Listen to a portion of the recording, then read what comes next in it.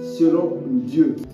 Alors, nous allons commencer en lisant un psaume que j'aime bien, le psaume 113. On va lire quelques versets de la fin de ce psaume. Le psaume 113, à partir du verset 6. Il abaisse les regards sur les cieux et sur la terre. De la poussière, il retire le pauvre. Du fumier, il relève l'indigent. Pour les faire asseoir avec les grands de son peuple. Il donne une maison à celle qui était stérile. Il en fait une mère joyeuse au milieu de ses enfants. Louez l'Éternel. Le psalmiste reprend une parole de reconnaissance qu'avait prononcée une grande dame qu'on appelle Anne.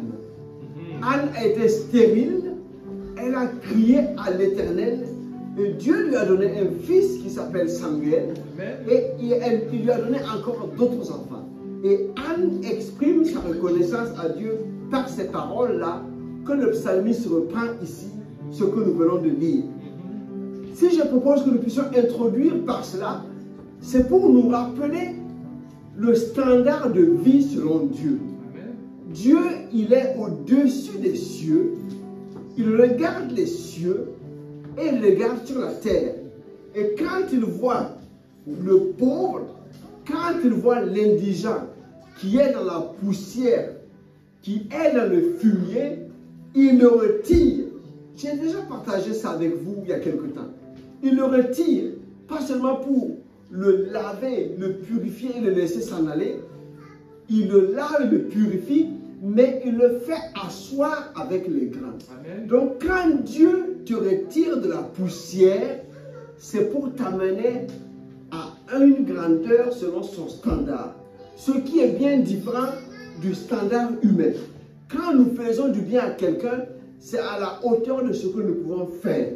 Mais quand Dieu fait du bien à quelqu'un, c'est à la hauteur de qui il est. Amen. Et quand Dieu voit une stérile, il ne s'occupe pas seulement de sa stérilité pour lui donner un enfant, il donne à la stérile une maison afin que la stérile soit une mère heureuse dans une maison. Amen. Donc Dieu prend soin au-delà du besoin immédiat même que le cœur peut exprimer parce qu'il est un bon Père Céleste.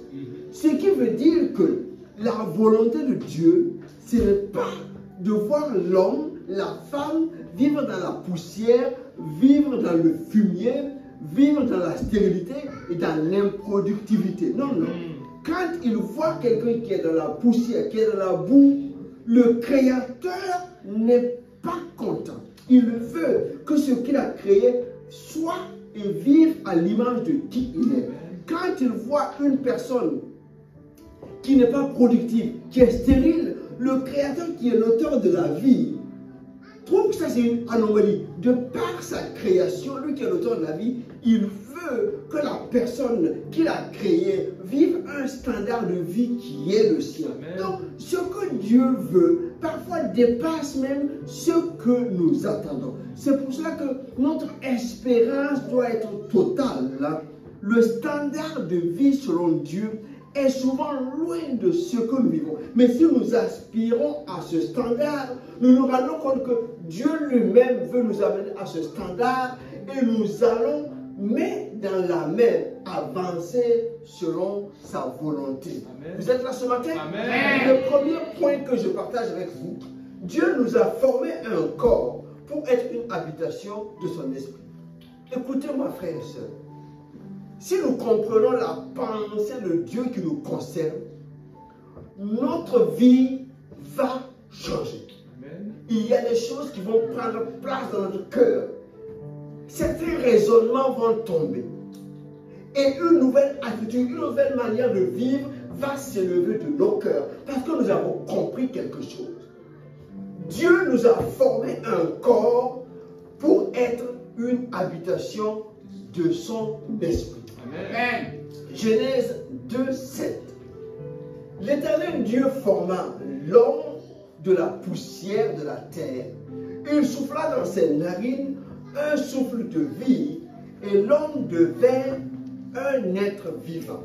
Dieu n'a pas créé l'homme à partir de la poussière des étoiles. Dieu a créé l'homme à partir de la poussière de la terre. Cette terre sur laquelle l'on marche. Pour dire qu'il sort de quelque chose de merveilleux, de quelque chose que l'on peut initialement mépriser. La poussière, on n'en tient pas forcément compte.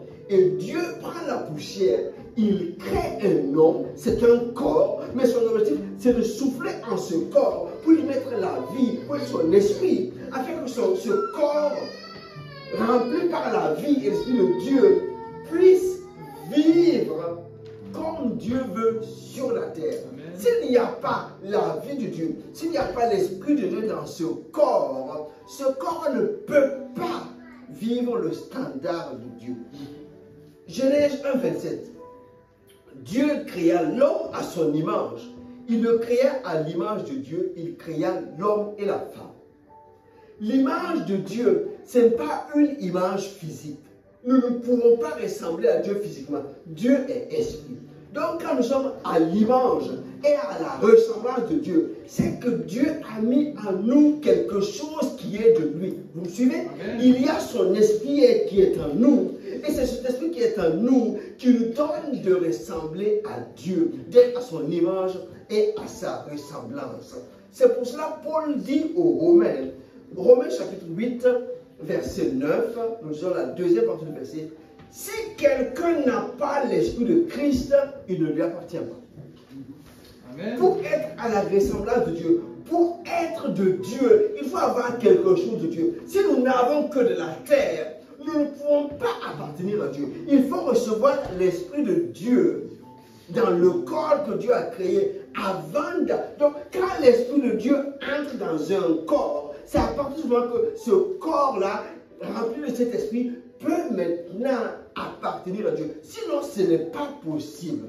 La présence de l'Esprit de Dieu en nous est la preuve de notre appartenance à Dieu. Autrement dit, tout enfant de Dieu, celui qui a donné son cœur à Dieu, a l'Esprit de Dieu en lui. Parce que sans l'Esprit de Dieu, nous ne pouvons pas être convaincus de péché et de jugement. Nous ne pouvons pas venir à Dieu par notre simple intelligence. 1 Corinthiens chapitre 2, verset 14.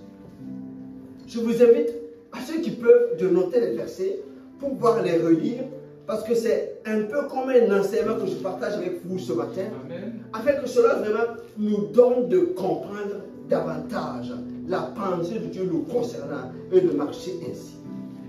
Mais l'homme livré à lui-même, dans la version Mission, il est dit l'homme animal, d'autres versions vont dire l'homme naturel. Mais l'homme livré à lui-même ne reçoit pas ce qui vient de l'Esprit de Dieu. À ses yeux, c'est pure folie. Et il est incapable de comprendre, car seul l'Esprit de Dieu permet d'en juger. Quand nous voulons parler de Dieu à quelqu'un, tant qu'il n'y a pas l'Esprit de Dieu qui nous donne de comprendre, tout ce que nous disons lui paraît comme une folie. Mais pourquoi, de quoi tu me parles? Il ne comprend pas. Ça, c'est l'homme naturel. Ça, c'est l'homme animal.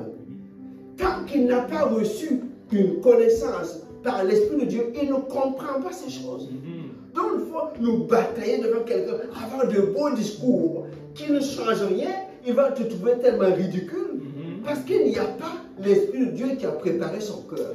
Donc, il est important que nous comprenions que c'est seulement par l'Esprit de Dieu qu'un homme naturel peut parvenir à la connaissance et donc à la rencontre et donc à la filiation avec Dieu. Sans l'Esprit de Dieu, il est impossible que nous puissions être à l'image de Dieu. C'est pour ça qu'il y a un grand homme qui s'appelle Nicodème, un docteur de la loi, qui est venu secrètement de nuit voir Jésus parce qu'il ne comprenait pas. Et je vais te poser toi la question. Est-ce que ça t'arrive d'aller secrètement de nuit vers Jésus parce que tu ne comprends pas certaines choses? Vraiment, explique-moi, aide-moi à comprendre. Il faut que nous puissions avoir, il ne faut pas critiquer forcément l'attitude de cet homme Nicodème. Non, non. Il voulait comprendre les choses. Amen. Et quand il arrive vers Jésus, parce que Jésus lui dit, non, il faut que l'homme naisse de nouveau. Et Nicodème dit, non, comment un homme vieux comme moi, est-ce qu'il faut que je rentre encore dans le sein de ma mère pour naître de nouveau? Jean chapitre 3, verset 5. Et Jésus lui dit, vraiment, je te l'assure, reprit Jésus, à moins de naître d'eau, c'est-à-dire d'esprit, personne ne peut entrer dans le royaume de Dieu. À moins de naître d'eau et d'esprit, personne ne peut entrer dans le royaume de Dieu. Ce qui naît d'une naissance naturelle, c'est la vie humaine naturelle. Ce qui est né d'une naissance naturelle, c'est la vie humaine naturelle.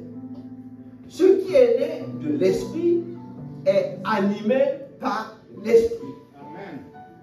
Ne sois donc pas surpris si je t'ai dit il faut naître d'en haut. Le vent souffle où il veut, tu en entends le bruit, mais tu ne sais ni d'où il vient, ni où il va. Il en est ainsi pour quiconque est né de l'esprit. C'est la version Bible du Semeur. Donc, cette version nous permet de comprendre clairement, quand on est né naturellement, voilà, on est né de la terre, on est né de la poussière, donc c'est naturel. Par contre, l'homme naturel ne peut pas être en communion avec Dieu qui est esprit. Il faut que l'homme naturel naisse spirituellement de nouveau. C'est pour ça que la Bible dit, il faut naître d'eau et d'esprit. Et j'aime bien cette version qui dit qu'il faut renaître d'en haut. Amen. Donc, tu es né d'abord physiquement d'en bas de la terre. Maintenant, il faut naître d'en haut et recevoir l'Esprit de Dieu afin d'être enfant de Dieu. Et l'Esprit de Dieu en toi témoigne à ton esprit que tu es à l'image de Dieu. Donc quand Dieu a formé l'homme, en formant le corps, sa pensée initiale, c'est de mettre son esprit dans ce corps, afin que ce corps rempli de l'Esprit de Dieu puisse être à l'image de Dieu sur la terre. C'est sa volonté souveraine ici. Dieu avait déjà, et il a toujours à son service, des esprits, des anges, des êtres vivants qui le louent chaque jour. Mais il a voulu qu'en plus de cela, sur la terre qu'il a créée, qu'il ait des hommes qui aient un corps physique dans lequel il met son esprit, afin que sur la terre, ces hommes et ces femmes vivent et représentent Dieu sur la terre. Amen. Vous me suivez? Amen. Donc, le corps que Dieu nous a donné a été conçu, confectionné, adapté pour recevoir l'Esprit de Dieu. Amen. Et tant qu'on n'a pas reçu l'Esprit de Dieu, ce corps peut être vide ou être rempli par un autre esprit qui n'est pas à la gloire de Dieu, qui va nous conduire loin de Dieu. Il faut absolument que chaque homme rencontre l'Esprit de Dieu et que l'Esprit de Dieu habite en lui, lui donne de connaître et reconnaître qui est son Créateur. Amen. Afin de vivre en communion avec lui. Amen. Amen. Alors, deuxième point, pour notre rédemption, Dieu pourvoit lui-même à l'agneau. Pour notre rédemption, pour notre salut, Dieu pourvoit lui-même à l'agneau. Ce n'est pas nous qui nous sommes dit, voilà, comme je vais rencontrer Dieu, je vais alors me donner un sacrifice, je vais faire les choses. Non, Dieu a regardé l'homme pécheur, l'homme avec grand H, et il a dit, je pourvois moi-même pour ce salut. Nous allons lire Genèse, chapitre 22, verset 8. Nous ne lisons que le seul verset, parce que nous connaissons l'histoire d'un homme qui s'appelle Abraham. Il a été appelé par Dieu à l'âge de 75 ans. Et Dieu lui a fait une promesse qu'il aurait une descendance. Cette attente a été longue. Cela a duré 25 ans. Parce que c'est presque à 100 ans que Isaac son fils est né. Et alors que Abraham est maintenant dans la joie, Dieu lui demande, donne-moi ton fils, ton unique fils en sacrifice. Abraham se lève, il prend son fils et il fait 3 jours de marche pour aller au lieu indiqué. Sur la route, son fils lui parle et Abraham répondit, mon fils, parce que le fils demande, lui dit, voici le bois, voici le feu, mais où est l'agneau pour le sacrifice? Abraham répondit, mon fils, Dieu se pourvoira lui-même de l'agneau pour l'holocauste. Ils marchèrent tous deux ensemble. Certaines versions le disent, Dieu pourvoira. Dans d'autres versions le disent, Dieu se pourvoira. C'est-à-dire que Dieu va constituer lui-même l'agneau. Mais quand Isaac marche avec son père, c'est un allié de Dieu qui est en marche pour obéir aux lois de l'alliance. Il est en alliance avec Dieu et Dieu lui demande de donner son fils en sacrifice. Donc quand il marche pour amener son fils, pour lui, son fils est déjà mort parce qu'il avait déjà résolu dans son cœur de donner son fils en sacrifice. Donc cette marche de 3 jours a été simplement une marche douloureuse. Mais il avait résolu dans son cœur. Mais il avait une telle confiance en Dieu. Parce qu'il a attendu 25 ans. Et ce fils finalement est né. Et Abraham s'est dit, si Dieu me le reprend, c'est qu'il doit avoir une sorte de résurrection. Amen. Donc il va avec douleur, mais avec confiance. Et quand Dieu voit que l'homme là, il a obéi, alléluia, Dieu pourvoit en donnant un bélier. Alors qu'il était prêt à sacrifier son fils, il voit un bélier à côté et l'ange de l'Éternel lui parle et dit, voilà, le bélier est là, tu offres le bélier en sacrifice. C'est ce que Abraham a fait. Et Dieu parle encore une deuxième fois pour dire, comme tu as agi ainsi, tu seras béni et ta descendance sera bénie et ta descendance possédera les portes de ses ennemis. Amen. Mais je viens vous dire ce matin que quand on parle de la descendance d'Abraham, il s'agit de toi et de moi. Parce qu'en Christ, nous sommes la descendance d'Abraham. Et à cause de l'obéissance de cet homme-là, qui a donné son fils, cela a donné, j'allais dire, légitimité à Dieu de continuer son plan de salut. Parce que dans cette alliance qu'il avait, si l'homme qu'est Abraham acceptait de donner son fils, Dieu ne pouvait plus refuser son propre fils qu'il donnait à la croix quelques années plus tard. Voyons dans Nombre chapitre 21, verset 6.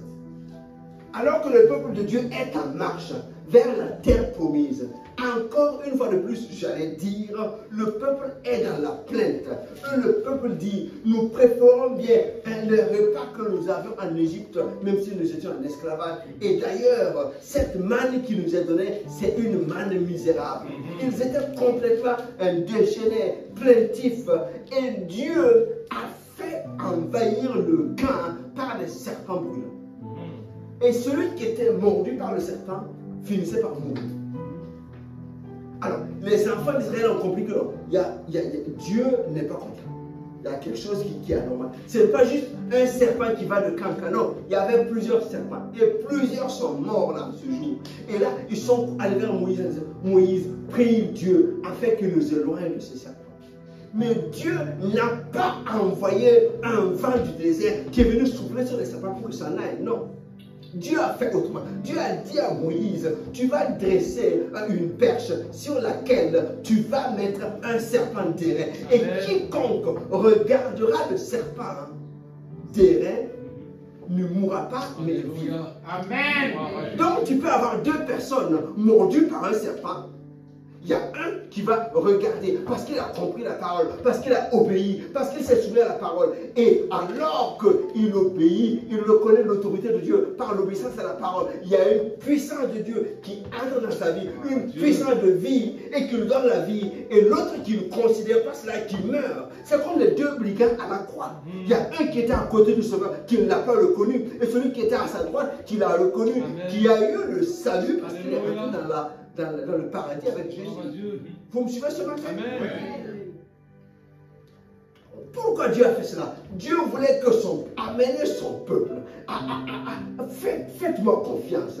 Quand je dis quelque chose, ce que je dis va s'accomplir. Donc si je vous dis de regarder le serpent, ça peut vous sembler quelque chose de bizarre. Mais si vous obéissez, puisque c'est de ma parole, je vous apprends l'obéissance, à compter sur moi, à marcher avec moi. Et nous savons que ce que Moïse a fait représente ce que Jésus fera plus tard. Amen. En se donnant lui-même à la croix. Amen. Afin que quiconque croit puisse avoir le salut.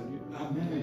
Alors quand Jésus est venu, un jour, il marchait le long du Jourdain avec une démarche, j'allais dire, divine, une démarche assurée. Et Jean-Baptiste le voit. Voici l'agneau de Dieu qui ôte le péché du monde. Amen. Il n'a pas dit juste voici l'agneau de Dieu qui pardonne les péchés des hommes. Non, qui ôte le péché du monde. Quand Jésus est descendu, c'est pour qu'il y ait un changement dans ce monde. Que ce monde-là ne soit plus sous l'emprise de Satan. Non, non, le Fils de Dieu est descendu lui-même pour que les choses changent. Amen. Jean 1, verset 12.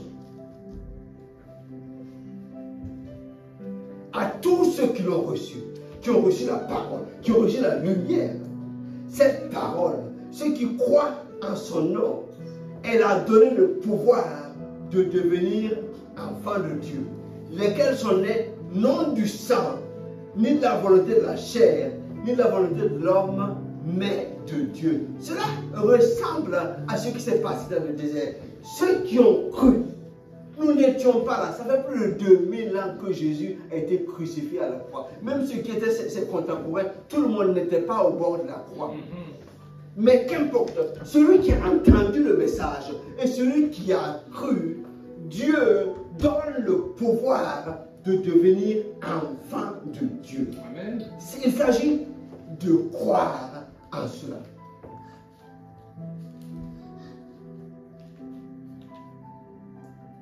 Éphésiens 2, 5.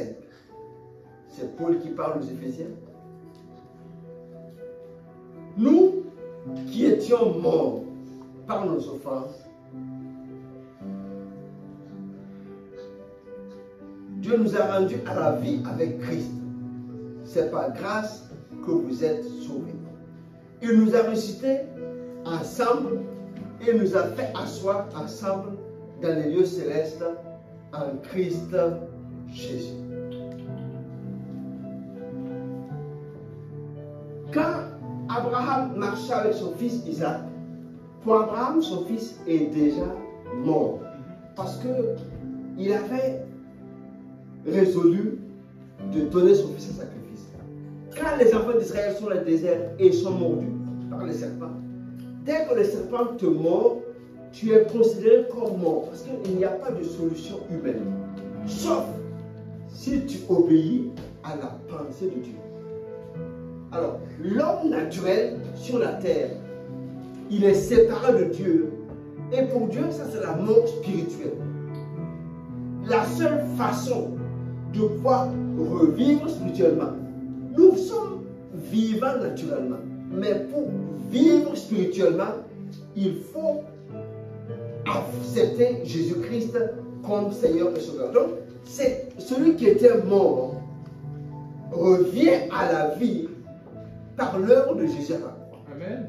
Donc, nous étions morts parce que nous sommes des pécheurs. Nous sommes morts quant au péché en mourant avec Jésus et en ressuscitant avec lui pour une vie nouvelle. C'est pour cela, 2 Corinthiens 5, 17 nous dit, nous connaissons ce passage, si quelqu'un est en Christ, il est une nouvelle créature. Les choses anciennes sont passées, toutes choses sont devenues nouvelles. Vous êtes là ce matin? Amen. Si quelqu'un est en Christ, il est une nouvelle créature. Les choses anciennes sont passées. Amen. Dieu les considère passées. Les choses en rapport avec le péché sont passées. Amen. Toutes choses sont devenues nouvelles. Mais si nous avons cette révélation dans notre cœur, qu'en Christ, toutes choses sont devenues nouvelles, nous devons vraiment nous attacher à cela et éviter de retourner à ce que nous avions vomi. Non, non, non. Nous ne pouvons pas être dans une vie nouvelle avec Christ et encore retourner à notre boue d'hier. Nous ne pouvons pas être sortis de la boue pour être assis avec les grands à la table et encore quitter ce statut et puis retourner à la boue d'hier. Non, il n'y a aucune logique à ça. C'est vrai. Mais c'est notre connaissance, notre révélation de ces choses qui vont nous tenir dans cette attitude, dans cette marche. Amen. Donc, pour que nous puissions devenir enfants de Dieu, c'est Dieu lui-même qui a décidé, je vais donner mon fils en sacrifice. Amen. Alors Jésus est descendu et il a donné sa vie. Nous avons donc la rédemption parce que Dieu a pourvu lui-même. Dieu a donné son fils. Amen. Ce n'a pas été quelque chose de facile. Mais par amour pour les pécheurs, il a donné son fils en sacrifice, afin que nous puissions devenir enfants de Dieu. Amen. Nous pouvons vraiment exprimer notre reconnaissance à Dieu pour ça. Il nous a créés. Et malgré notre état de pécheur, il est venu à nous. Il est mort en son fils pour faire de nous ses enfants. Son désir n'a pas changé. Quand les gars demandent pécheur, il dit non, je ne veux pas qu'il reste dans la boue. Je veux qu'il s'en sorte. Je veux que ça s'aille avec les grands. Je ne veux pas qu'il reste dans la stérilité. Je ne veux pas qu'il reste dans la mort. Je veux qu'il s'en sorte et qu'il soit dans la vie abondante que j'ai prévue pour eux. Amen. Amen. Troisième point, Dieu répand son esprit sur toute chair. Amen. Dieu répand son esprit sur toute chair. Acte 2, 17. Alors que Pierre parle en reprenant le prophète Joël, dans les derniers temps, dit Dieu, je répandrai de mon esprit sur toute chair.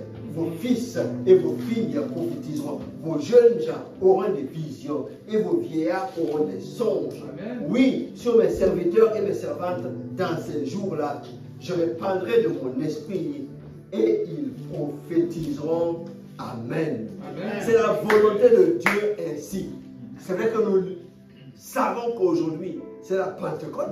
Ce n'est pas pour nous juste une fête pour manger et pour boire. Non, loin de là, c'est pour nous une occasion de rappeler à Dieu ses promesses. Amen. Tu nous as promis que dans les derniers temps, tu vas répandre de ton esprit. Oui. Alors, remplis-moi à Oui. nouveau, renouvelle-moi, Oui.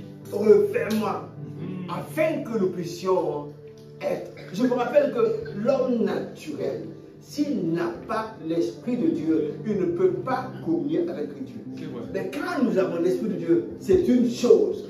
Mais une autre chose est d'être rempli Amen. de l'Esprit de Dieu. Amen. Alors, je me rappelle le thème de ce message. C'est le standard de vie selon Dieu. Ce standard de vie selon Dieu ne peut pas se faire par une aptitude personnelle. Non. Je fais un exercice moi-même et je vais bien calculer, je vais bien me comporter. Non, ce n'est pas par une aptitude personnelle que l'on peut vivre le standard de Dieu. Non, non, c'est par en recevant l'Esprit de Dieu et en nous laissant remplir par son esprit, en nous soumettant à l'Esprit de Dieu, que nous pouvons vivre le standard de vie selon Dieu. Amen. Donc nous comprenons donc que ce n'est pas par notre propre force que nous pouvons le faire, il faut l'Esprit de Dieu. Et cet Esprit qui est en nous, Paul rappelait à Timothée, 2 Timothée 1,7, ce n'est pas un esprit de timidité ou de crainte, selon certaines versions, que Dieu nous a donné, mais un esprit de force, d'amour et de sagesse. Donc l'Esprit de Dieu qui est en nous, c'est un esprit de force, qui nous donne la force, qui nous donne la puissance, qui nous donne aussi de l'amour. Le fruit de l'esprit, c'est l'amour, qui nous donne aussi la sagesse. Ce sont ces ingrédients qui sont indispensables, qui vont nous aider à vivre le standard de vie de Dieu sur la terre. L'Esprit de Dieu qui nous donne la force afin d'avancer malgré tout, qui nous donne l'amour afin d'aimer malgré tout, qui nous donne la sagesse afin de faire les choix selon cette sagesse. C'est en cela que nous pourrons vivre une vie qui est celle que Dieu veut que nous puissions vivre. Mais notre exemple, c'est bien Jésus-Christ. Jésus, quand il était dans le désert, il était conduit par l'Esprit de Dieu dans le désert. Et vous savez qu'il a été baptisé. Et quand il est sorti de l'eau, le Saint-Esprit est venu sur lui sous la forme d'une colombe. Et cette voix s'est fait entendre. Celui-ci est mon fils bien-aimé. Et il a été conduit dans le désert. La Bible dit qu'il a été conduit dans le désert pour être tenté. Mais il a été conduit dans le désert pour encore grandir, pour encore être rempli à nouveau. Parce que quand il est ressorti du désert, alors qu'il était tenté par le diable, la Bible dit qu'il était revêtu du Saint-Esprit. Et maintenant, il arrive et il entre dans une synagogue et il parle alors qu'on lui donne la parole.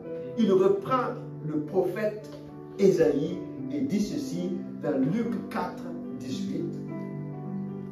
L'Esprit du Seigneur est sur moi, parce qu'il m'a oint pour annoncer une bonne nouvelle aux pauvres. Donc, le standard de vie de Dieu, ce n'est pas que son peuple soit dans la pauvreté. Amen. Je ne parle pas seulement de la pauvreté financière, non, non. Je parle de la pauvreté en général, de la pauvreté en esprit. Non, non. Le standard de Dieu, c'est que le pauvre devienne riche. C'est pour ça que Jésus, quand il arrive, il veut annoncer aux pauvres qu'il y a une bonne nouvelle. Il veut annoncer la guérison à ceux qui ont le cœur brisé. Donc, si tu as le cœur brisé, cela ne plaît pas à Dieu qui est ton Père. Amen. Non, non, non. Quand il te voit avec un cœur brisé, lui-même il est attristé. Donc, je te dis que Jésus est venu pour que tu saches qu'il y a une guérison possible pour ton cœur, quelle que soit la cause de brisement de ton cœur. Non, non, il n'y a rien qui peut briser ton cœur que le Seigneur, par sa présence, ne puisse réparer. Amen. Non, il est là pour guérir ton cœur brisé. Si ton cœur n'est pas guéri, tu ne peux pas vivre la joie de Dieu. Et Jésus est là pour proclamer aux captifs la délivrance. Quel que soit ce qui te captive, quel que soit ce qui te maintient, quel que soit ce qui t'empêche de t'épanouir, Jésus est descendu pour briser cela, pour que tu sois libre. Il y a de la liberté en lui, pour que tu vives la délivrance. Et Jésus est là pour que les aveugles recouvrent la vue, quel que soit ce qui est pour toi une cause de cécité, une cause d'ignorance. Jésus est là pour que tu vois clair, pour que tu comprennes, pour que tu avances. Il est là aussi pour toucher ton corps. Il est là pour que ceux qui sont opprimés par quelques démons que ce soit, par quelques puissants que ce soit, puissent être libérés. Parce qu'il communique une puissance. Il est là pour publier une année de grâce. Amen. Comme un grand peuple qui était assis avec comme des prisonniers, qui étaient assis comme dans des ténèbres. Et il y a une grande lumière qui est à lui. Et ce peuple se retrouve dans la liberté. Et qu'est-ce qui se passe? Mais nous étions condamnés. Mais maintenant, ce n'est plus le cas. Vous êtes libres. Pourquoi? Qu'est-ce qu'on a fait? Mais nous ne sommes pas méritants. Oui, quelqu'un a déjà payé. Mais qui a payé? Jésus a payé. Mais où est ce Jésus? Je veux le suivre. Je veux marcher avec lui. Parce que j'étais dans les ténèbres. Mais maintenant, je me rends compte que je suis libre. J'étais sous l'oppression. Mais maintenant, je suis délivré. C'est ce que Jésus est venu faire. Amen. Si Jésus entre dans ta vie, si c'est le même Jésus dont on parle, quelque chose doit changer. Amen. Tu ne peux plus être tout le temps soumis à quelque oppression que ce soit, à quelque piège que ce soit. Non, non, non, à quelque lien que ce soit. Donc, je viens te déclarer aujourd'hui, par la parole que nous avons lue, c'est une année de grâce. C'est une année de grâce pour toi. C'est une année de grâce pour que tu sois délivré, pour que les choses changent. Au nom de Christ Jésus. Amen. Ça, c'est l'exemple de Jésus qui est aussi notre exemple. Parce que il avait dit aux disciples en partant, Acte 1:8, mais vous recevrez une puissance, le Saint-Esprit survenant sur vous, et vous serez mes témoins. Amen. À Jérusalem, dans toute la Judée, dans la Samarie et jusqu'aux extrémités de la terre. Alors, on parle des disciples qui étaient avec lui pour la plupart, qui pourraient quand même être des témoins à un moment donné. Mais de toute évidence, sans la puissance que donne l'Esprit, ils ne pouvaient pas être des témoins efficaces. La preuve est que quand Jésus a été arrêté, la plupart des proches qui devaient être témoins ont fui par peur, par crainte, que ce soit Pierre ou les autres, que ce soit les deux qui étaient sur la route d'Emmaüs. Et même quand Jésus est ressuscité, beaucoup ont eu du mal à croire. Pierre a appelé les autres, allez, venez, on va encore aller pêcher. Ils sont retournés à ce qu'ils faisaient avant. Ils avaient rencontré Jésus, ils avaient marché avec lui, mais il leur manquait quelque chose. C'est pour ça que Jésus leur dit, non, vous restez à Jérusalem, vous allez recevoir une puissance, le Saint-Esprit survenant sur vous, et vous serez mes témoins.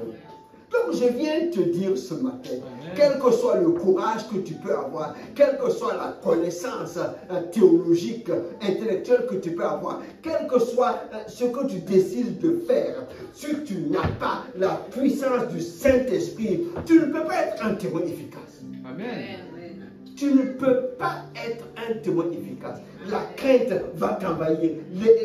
L'improductivité va être ton partage. Mais il faut que tu reçoives la puissance du Saint-Esprit. C'est en ce moment que l'Esprit de Dieu atteste que tu es à Dieu. Et l'Esprit de Dieu te donne d'accomplir ce que Dieu lui-même veut faire. C'est là que ton témoignage, notre témoignage, sera efficace. Luc 10, verset 19.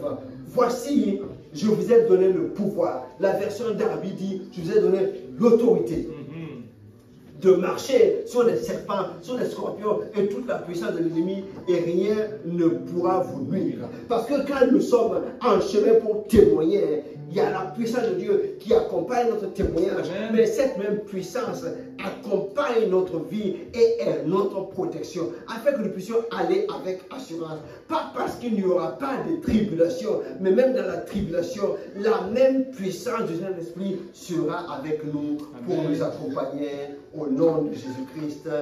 Amen. Amen.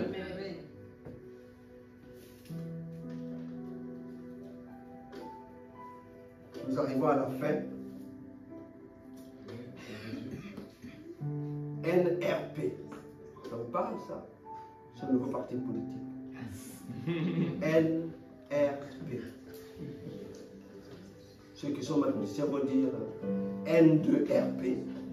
Nouvelle naissance pour N. Révélation et puissance. Amen. Il faut naître de nouveau.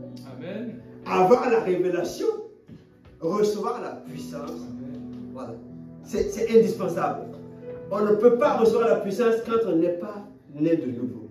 Il faut naître de nouveau, avoir la révélation et recevoir la puissance. C'est là que l'on peut maintenant vivre une vie selon le standard de Dieu.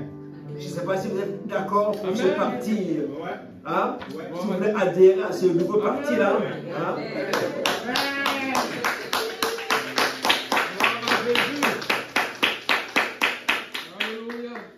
Il est important, nous sommes à la conclusion, Romains 8, 19.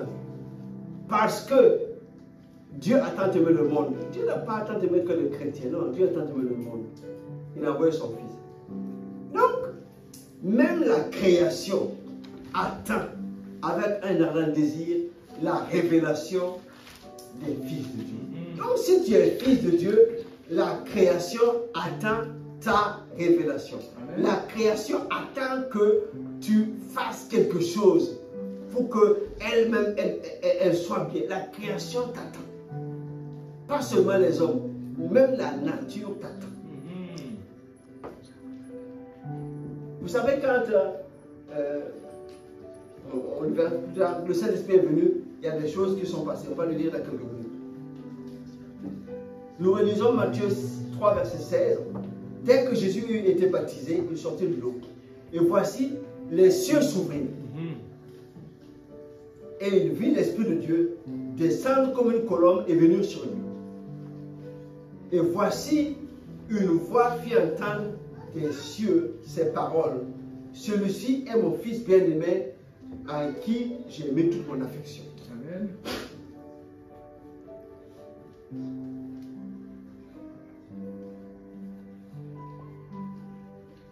Je demande votre attention, frères et sœurs. Quand Jésus est sorti de l'eau, la Bible dit, les cieux s'ouvrirent et l'Esprit de Dieu est descendu. Alors, quand l'Esprit de Dieu est descendu sur Jésus, il a été rempli de l'Esprit. Lui qui, même dès son enfance, avait de la connaissance.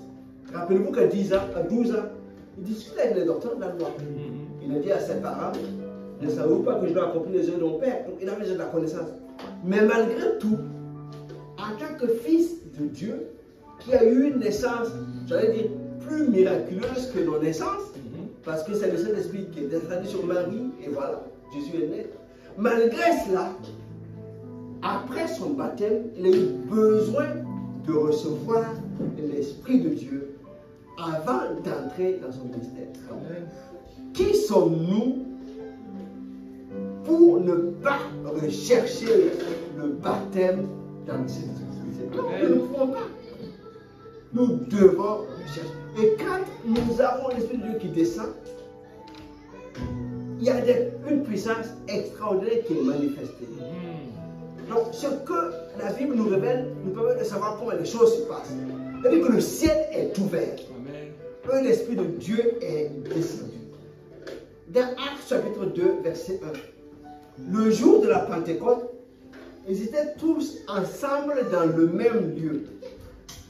Tout à coup, il vint du ciel un bruit comme celui d'un vent impétueux et il remplit toute la maison où ils étaient assis.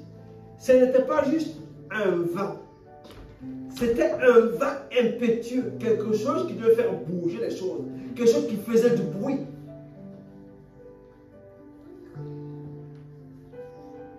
Et voici, non, des langues semblables à des langues de feu leur apparurent, séparées les unes des autres, et se posèrent sur chacun d'eux.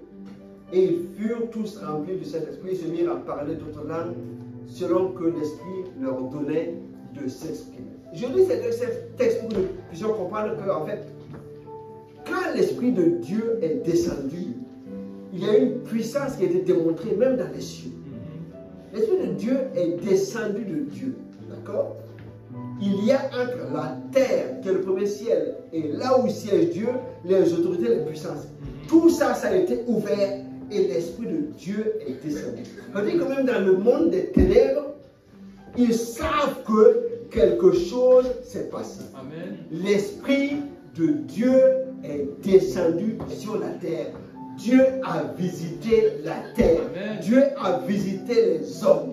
Et ce jour-là, on a vu quelque chose d'extraordinaire. Celui qu'on appelle Pierre, qui hier était le craintif, le peureux, le fuyard, il s'est levé au milieu d'une grande foule et il a parlé avec assurance et la puissance du Saint-Esprit a agi. Et plus de 3000 personnes se sont tournées à Dieu, ont eu la révélation du salut par Jésus-Christ. Ça, c'est ce que la puissance du Saint-Esprit était capable de faire dans la vie d'un homme qui était un simple pêcheur de poissons, qui devient là de manière miraculeuse, un spirituel et puissante, un pêcheur d'hommes. Acte 2, verset 13. Là, c'est Pierre et Jean. Ils avaient été arrêtés parce qu'ils avaient guérit l'homme qui était assis à la porte du temple qu'on appelle la porte belle. Donc cet homme a été guéri et maintenant les gens ont entouré les apôtres. Ils étaient étonnés de ce qui se passe. Donc il leur parlait de ce que Jésus avait fait. Donc ils ont été arrêtés, mis en prison et encore libérés. Et quand ils sont libérés, ils continuent de parler. Donc ils sont convoqués par les chefs religieux et ils n'ont plus peur.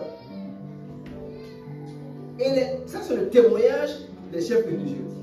Lorsqu'ils virent l'assurance de Pierre et de Jean, ils furent étonnés, sachant que c'était des hommes du peuple sans instruction.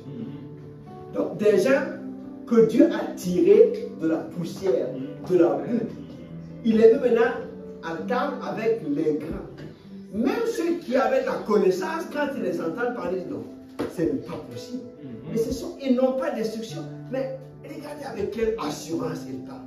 Avec quelle conviction, avec quelle connaissance, et en plus avec quelle puissance ils parlent. Ils le connurent qu'ils avaient été avec Jésus. Mais quand ils voyaient près d'eux l'homme qui avait été guéri, ils n'avaient rien à répliquer, ils ne pouvaient rien dire. Amen. Ils parlent avec assurance, il y avait des preuves. La puissance de Dieu s'était manifestée pour la guérison. Amen. Donc quand l'Esprit de Dieu est descendu, les choses ont changé. Et Acte 4, verset 31, alors qu'ils étaient dans cette maison en train de prier, quand ils eurent prié, le lieu où ils étaient assemblés trembla. Ils furent tous remplis du Saint-Esprit et ils annonçaient la parole de Dieu avec assurance. Amen. Amen. Donc l'Esprit de Dieu, il est descendu. Les cieux ont été ouverts et la puissance de Dieu s'est manifestée sur la terre des hommes. Donc, nous devons savoir que l'Esprit de Dieu en nous donne de marcher avec puissance, Amen, avec autorité. Les œuvres des ténèbres ne peuvent pas nous nuire, ne peuvent nous tenter de nous décourager, de nous séduire, mais nous avons l'Esprit de Dieu en nous. Le ciel est ouvert. Le Saint-Esprit est descendu. Et le Saint-Esprit n'est pas reparti. Non. Il est toujours là. Mais il veut agir. Il n'a pas changé. Il veut agir de la même façon. Il veut nous donner de l'assurance. Il veut nous donner de la connaissance. Il veut nous donner d'annoncer avec autorité la parole. Il veut aussi accompagner notre parole par des miracles et des prodiges pour authentifier qu'il s'agit de la parole de Dieu. Donc, nous croyons de tout notre cœur. Nous n'allons pas regarder à nos faiblesses, à nos doutes, à nos manquements. Dieu regarde à nos cœurs encore aujourd'hui. Et aujourd'hui encore, il veut faire du bien à nos vies par son esprit. Amen. Amen. Amen. Que Dieu nous bénisse ensemble. Amen.